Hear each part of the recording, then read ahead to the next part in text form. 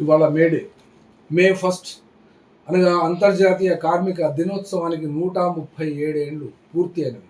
137 ఏండ్లు పూర్తయినటువంటి ఈ సందర్భంలో భారతదేశంలో ఉన్నటువంటి కార్మికులు, కార్మిక సంఘాలు ఈ రకంగా ఒక మాటలో చెప్పాలంటే స్వతంత్రానికి పూర్వము, స్వతంత్ర ఉద్యమ కాలము కంటే ముందుగా 24, 25 ప్రాంతం కంటే ముందే ట్రేడ్ యూనియన్ సంస్థలు, కార్మిక రంగము కలిసి బ్రిటిష్ ప్రభుత్వానికి వ్యతిరేకంగా పోరాడిన తరువాతనే భారతదేశంలో కమ్యూనిస్టు పార్టీ ఏర్పడింది.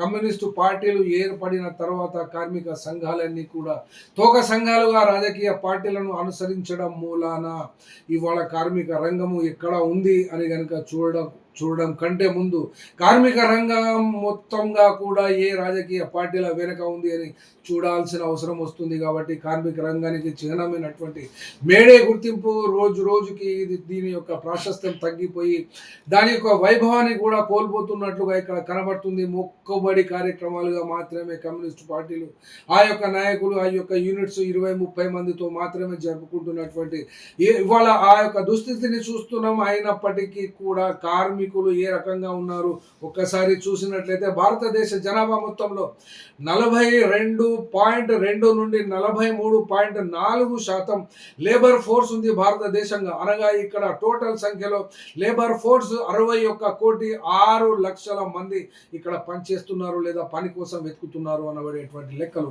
ఇది గవర్నమెంట్ లెక్కలు ఇస్తున్నటువంటి లెక్కే ఇది మీ ముందు పెట్టడం జరిగింది. వ్యవసాయ రంగం ఇందులో అనగా 61,06,00,000 వ్యవసాయ రంగంలో పనిచేస్తున్నటువంటి వాళ్ళ సంఖ్య ఎంత అంటే 43%. అత్యధికమైనటువంటి శాతం వ్యవసాయ రంగంలో ఇంకా కూడా పనిచేస్తున్నారు. తర్వాత సేవా రంగం, సర్వీస్ సెక్టర్ అంటారు దీన్ని. ఈ యొక్క సేవా రంగంలో 32.9% పనిచేస్తున్నారు. మళ్ళీ మ్యానుఫ్యాక్చరింగ్ రంగము, తయారీ రంగము 12.1 మాత్రమే. అందుకోసమే చైనా నుండి, రష్యా నుండి, ఇతర చిన్న చిన్న దేశాల నుండి దేహి అని బతలాడుకుంటూ భారతదేశ ప్రధాని తిరుగుతున్నాడు. కాబట్టి తయారీ రంగం, మ్యానుఫ్యాక్చరింగ్ రంగం ఓన్లీ 12% మాత్రమే.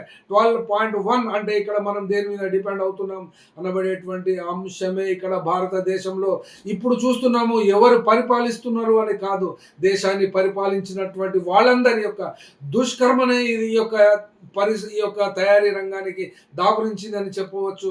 నిర్మాణ రంగము 12% ఉంది. ఈ 12% నిర్మాణ రంగం మొత్తము కార్మిక రంగానికి సంబంధించి అండగా టోటల్గా అసంఘటిత రంగానికి చెందినటువంటి వాళ్ళే 90% కార్మిక రంగంలో ఉన్నారు. ఇది భారతదేశానికి సిగ్గుచేటైనటువంటి విషయమే.